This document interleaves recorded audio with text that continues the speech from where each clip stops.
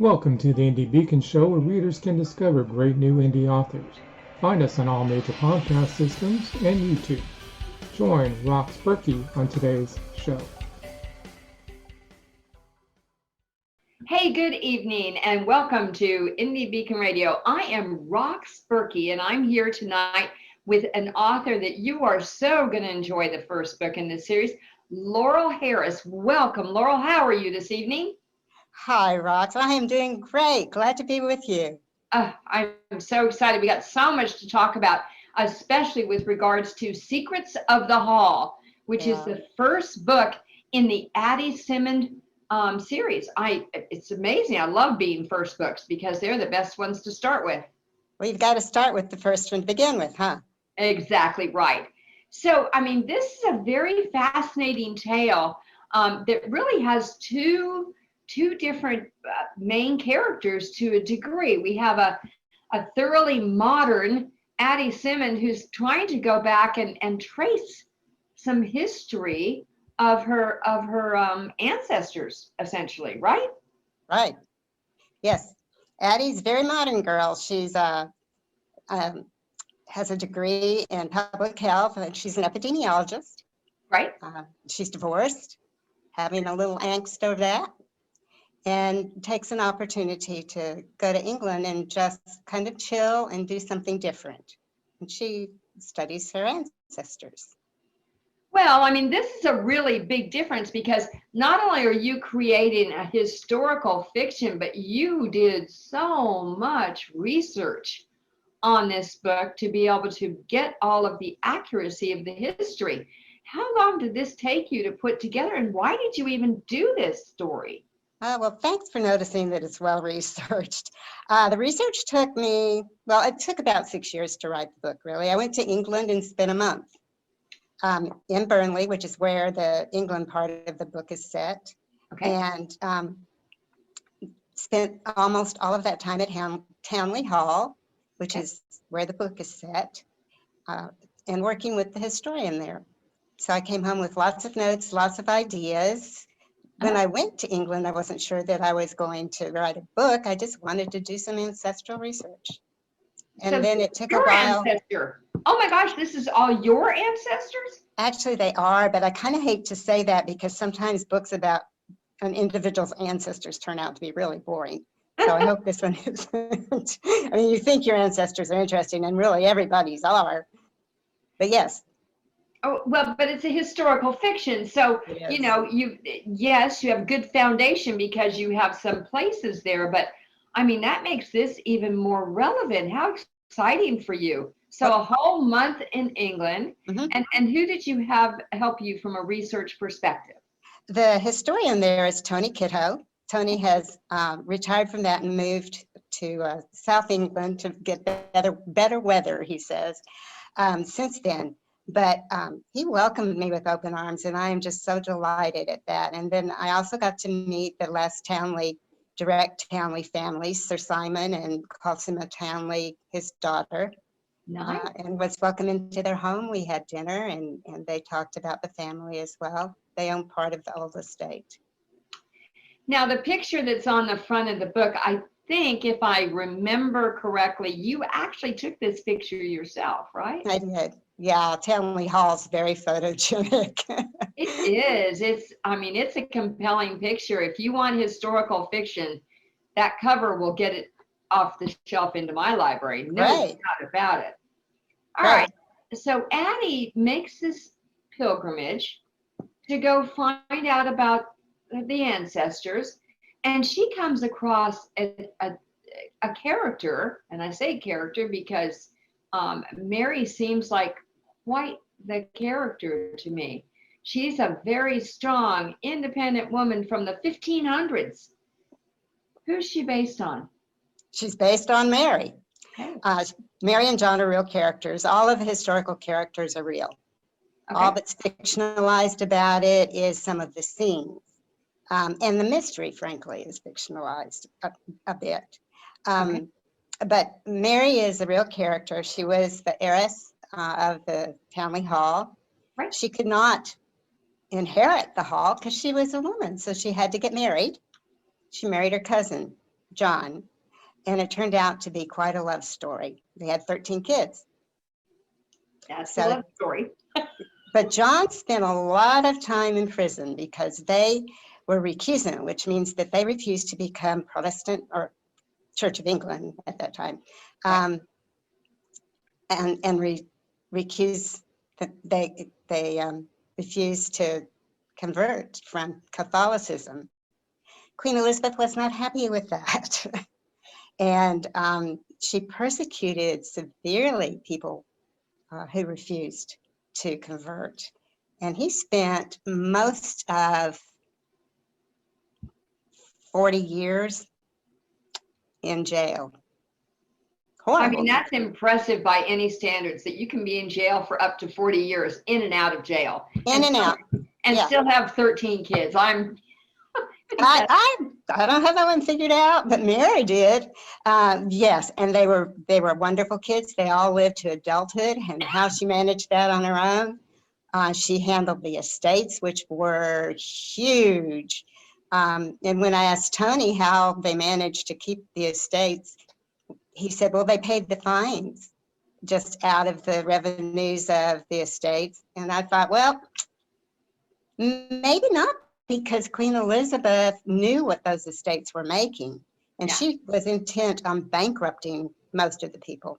So maybe there was something else that they were providing to bribe her to leave them alone. So now, how far is Townley Estate essentially from where the Queen sat at that point in time? From London. London is kind of south central England, kind of south England. And Burnley is northern England. So it's a good long ride from, on horseback or in carriage, which is what they had then. Right. So it's quite a distance. So it's a multiple day kind of ride. So it would be.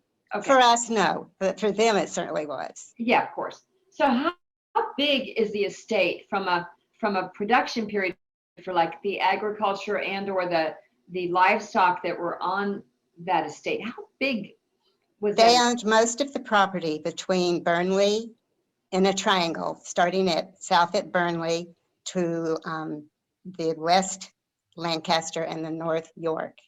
It was huge. They owned whole cities. They built chapels. They were the major landowners. They were not nobility. They were royalty, kind of what's called landed gentry, had always supported the monarchy, but had never really been particularly politically involved. But they had incredible amounts of this. They raised cattle, they raised sheep, they raised horses, they raced horses later, and they were extremely famous.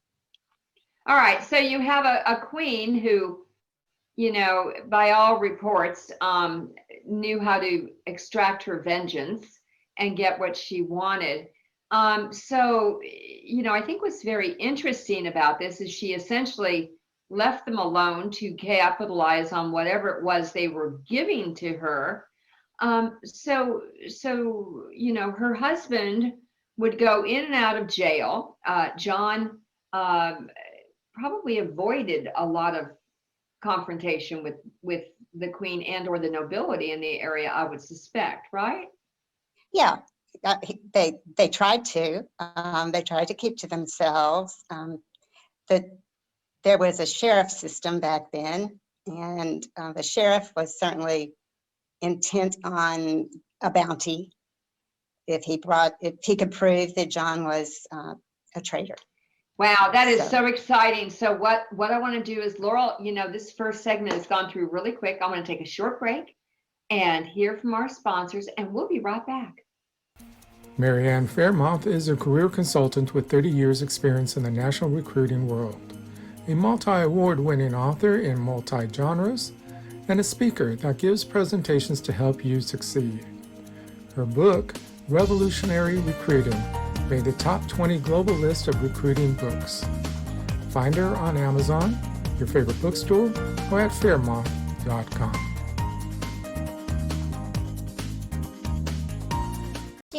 to embrace your children's imagination, check out Diane Floyd Bame's books for kids.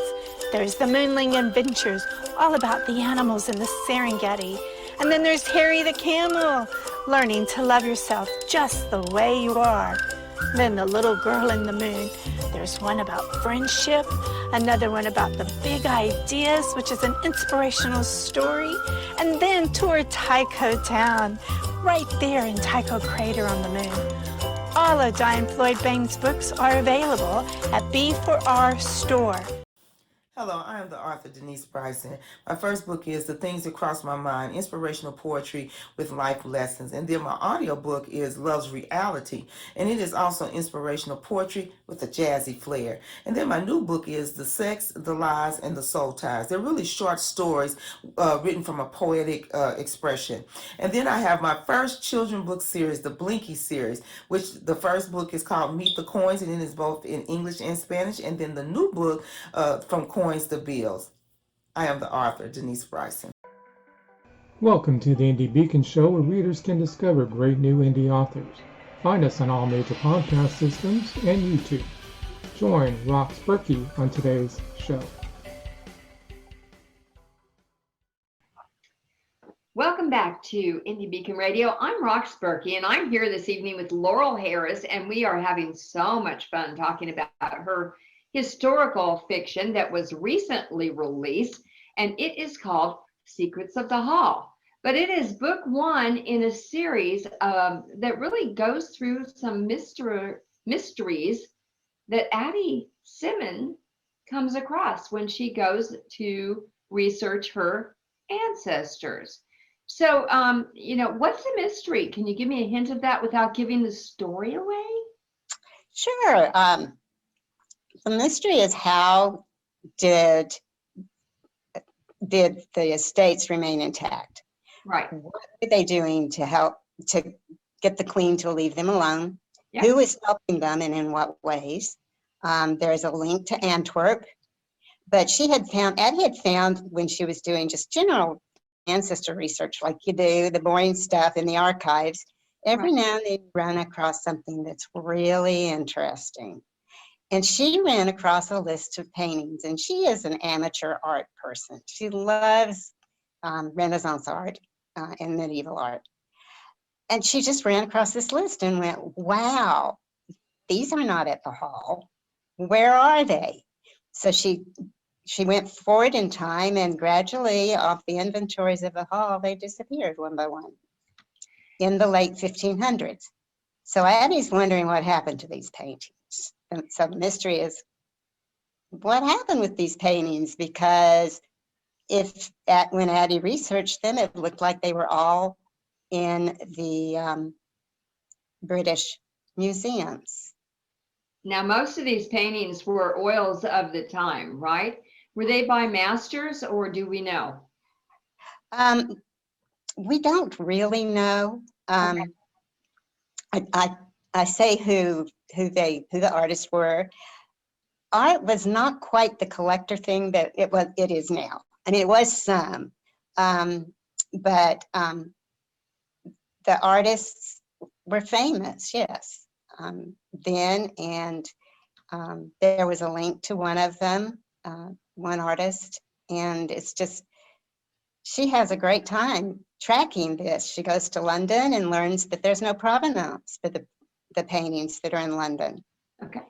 And she decides to track to Antwerp some of the ledger entries that talk about some sales of art.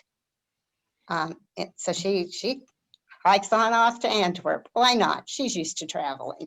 Sure. Now, Antwerp has some really remarkable history with regard to art and artists that comes into play here. And that is that there are a lot of accomplished artists in that part of the world that may not be as famous as some of the ones that are headliners at all the auctions, right? Yeah, that's true. England traded with Antwerp. Antwerp was the largest port in the world at the time. And England did a lot of trade, and the Townley family did a lot of trade. They would trade wool, and they would get wine, and they would get anything from the continent that they needed. But Antwerp was very famous for its artistic community, artists, musicians, poets, writers, and they all came to one particular restaurant that is still here. Oh, It was called Huis de Geluk, which was House of Happiness. And they used to all gather there in Antwerp. But yes, Antwerp had a lot of very famous artists, but some of the Belgian artists were very famous for doing copies of artwork. oh my gosh, you mean they would like make copies of all the famous masters, and then how did that help Mary and John? Oh, well, that's how you'll have to find out. Oh No, my that's gosh. part of the mystery, is how did that come about, and how did that help Mary and John? And what were the results of that? So What I you went to England and you had fun doing some of the research yourself. Did you also go to Antwerp? Oh yeah, certainly. How long did you spend there?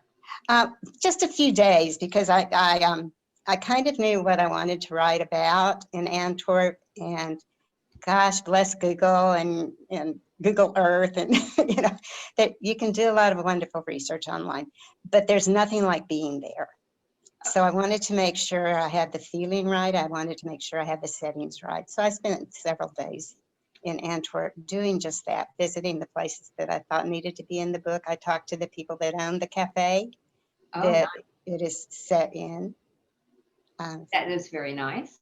All right, so Mary and John, they have this estate. John's in and out of jail, trying to, stay on the right side of the queen, or out of her line of sight anyways, if nothing else. But they have a nice love story. And then this property.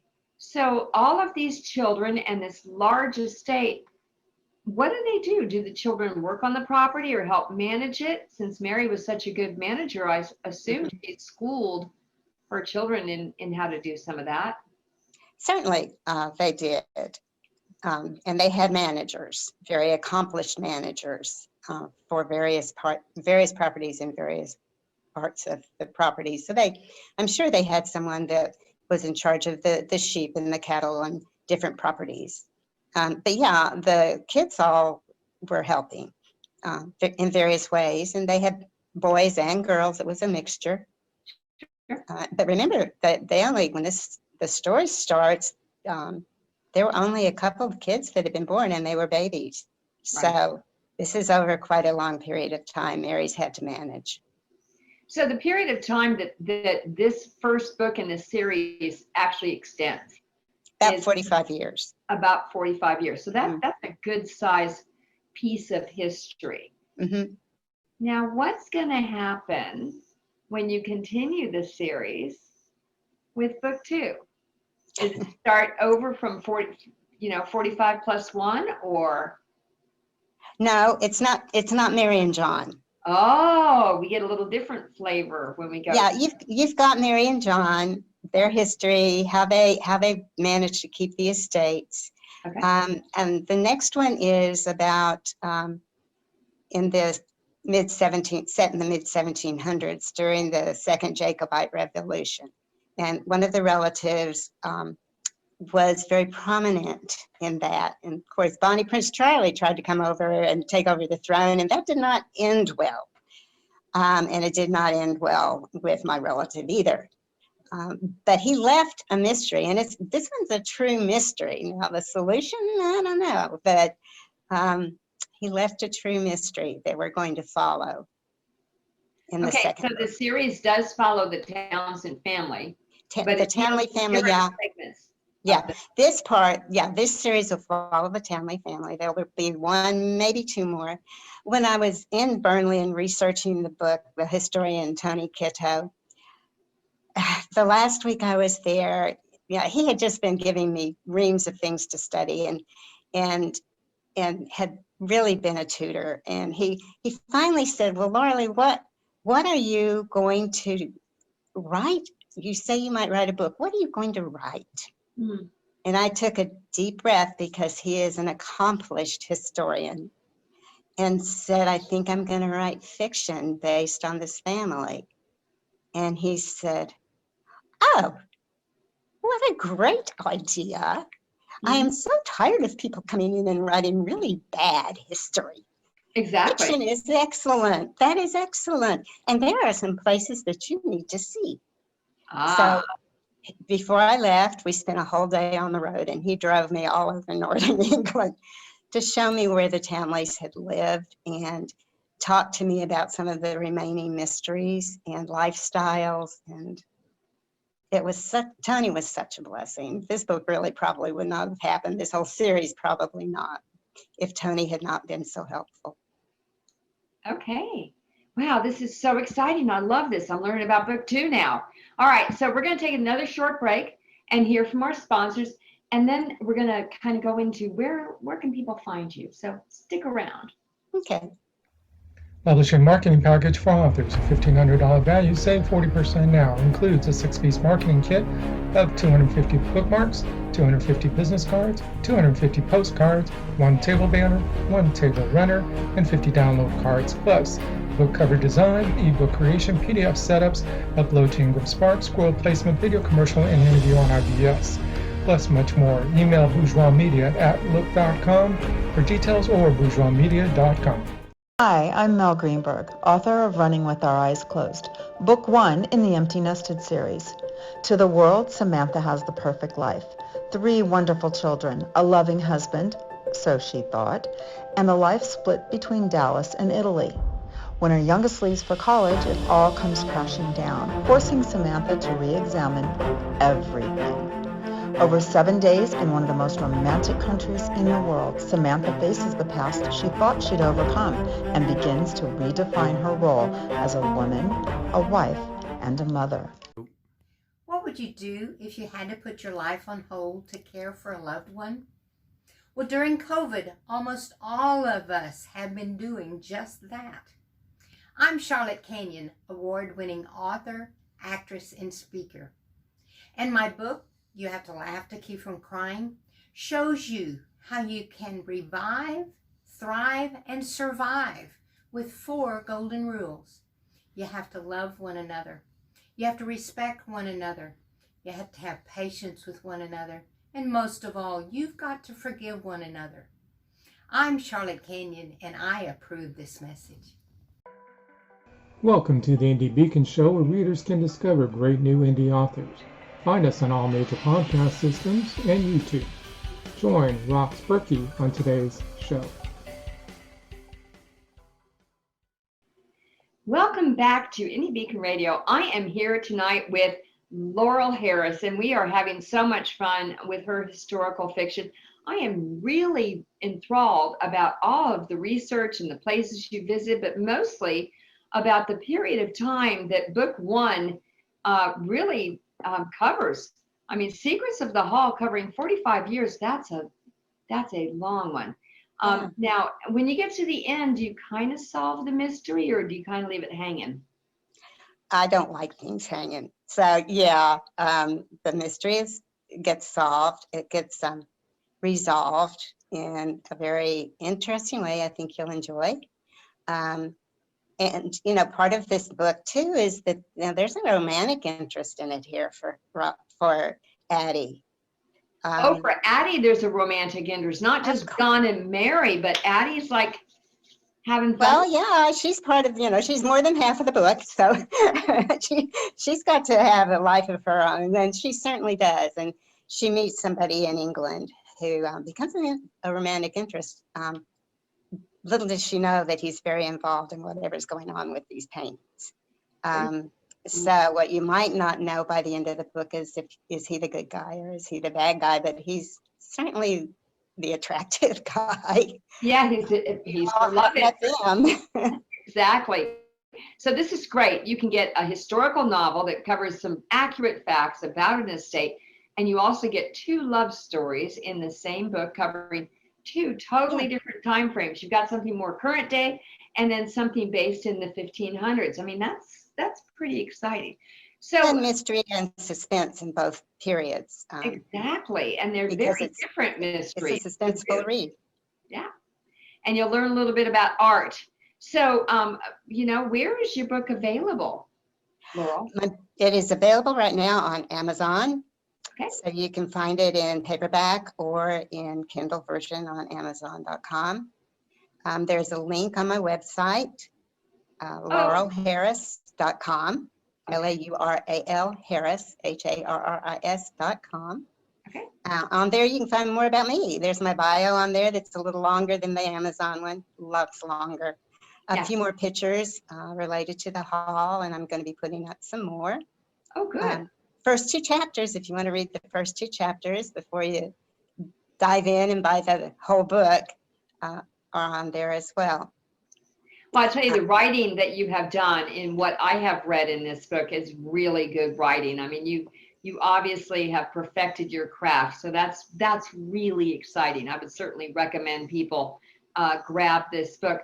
So are you going to be headed out to any, book signings or any of those kinds of things? Where can people find you and meet you and get you to sign a book? I am happy to do a Zoom with any book club. I am in the Austin area, so anywhere in the Kyle, Austin area, Wimberley. I did a book signing in Wimberley a few weeks ago that was lots of fun. So I'm sticking fairly close to home right now. I'm still concerned. I have a PhD in public health as well as having one. Right. I'm pretty concerned about the COVID and the variants that we're seeing, especially Delta. So I've had my shots, but I'm still sticking pretty close to home and not doing big group things. But if you've got a book club you'd like for me to come to or Zoom with in my area, I would be delighted to do that. Okay. And if you want to Zoom in anywhere, doesn't have to be in my area, I'd be delighted to do that. Now, on your website, laurelharris.com, do you have a calendar of events so that if you do at some point in time decide to get out and about, people can check that out? Or do you have an email on there so people can, email you and ask questions or even invite you to one of their deals? Is that available? I have an email, okay. Laural, Laural, at laurelharris.com. Pretty simple. I do not yet have a calendar because there's nothing to put on it right now. Okay. But I would love to have a need for a calendar. So any events coming up that people would like for me to be at, I will certainly be attending the statewide book fair done by Authors Marketing. So you'll be able to find me there. Okay. When is that? That one's in October, right? Alan? No, I would have to look up the date for that. Okay. But all right. I'll be coming to that. Exciting. Laurel, you are such a nice, refreshing author. I am so glad you've released the first book in your series, Secrets of the Hall. And I'm glad that it's a mystery and a thriller kind of, and a historical and 2 love stories.